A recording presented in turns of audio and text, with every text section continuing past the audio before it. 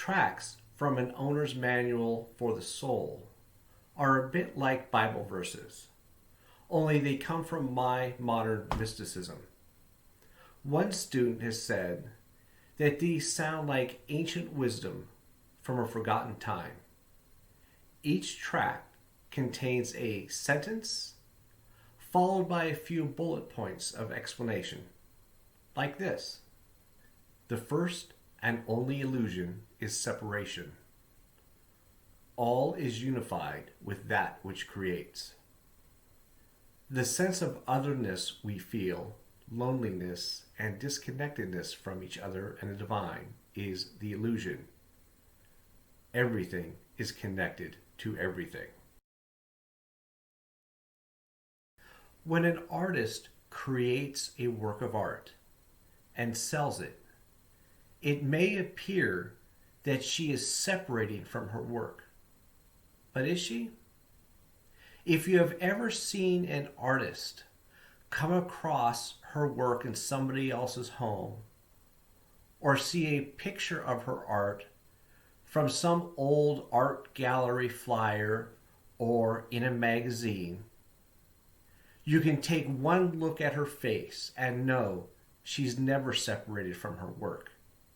She could tell you when she created that work, what her life was like at that time, the emotions that she was experiencing, and which of those went into her art.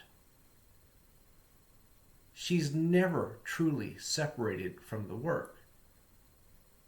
Through her emotions and through her thoughts, through her life experience, she is intertwined with her work.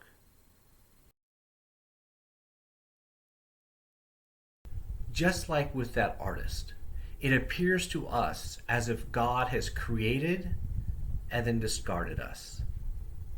But has she? That which creates has created everything, the individual, its soul, and all he can perceive, and much that he cannot. The relationship between that which creates and the individual human is much more akin to a mother with a child in the womb. We may have been born physically, but human beings are always in the process of development. That is the point of this human experience. We are developing. Only that which creates has a womb that is what we know as the entire physical universe. You can be no more separated from that which creates than a baby gestating within its mother. Only in your case, you need an entire universe to gestate. So exactly how big is your soul?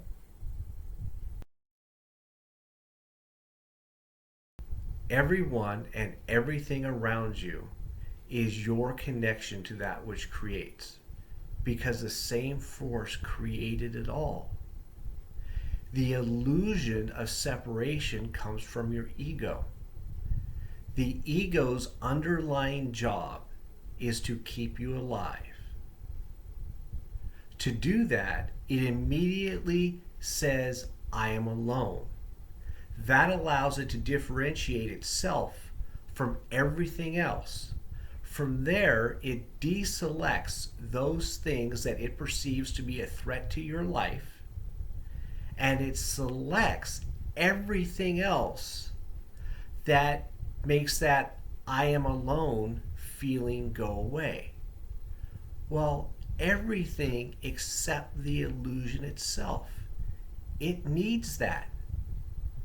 You do not. Think of all the things that you do to make that I am alone feeling go away.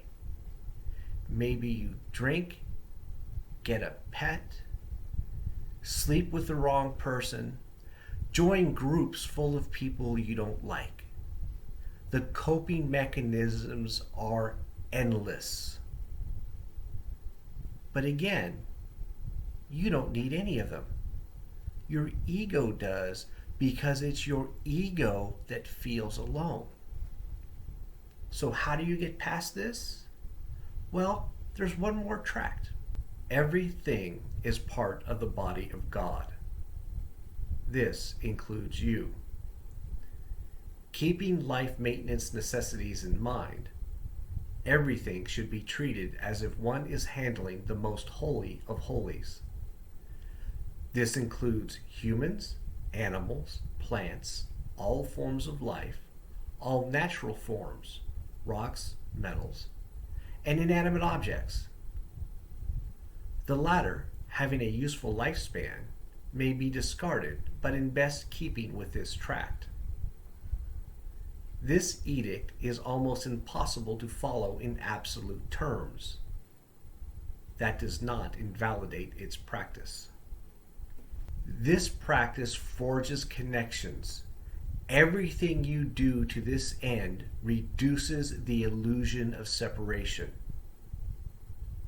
How big are you? You need the entire universe to gestate. How powerful are you? You nourish that universe.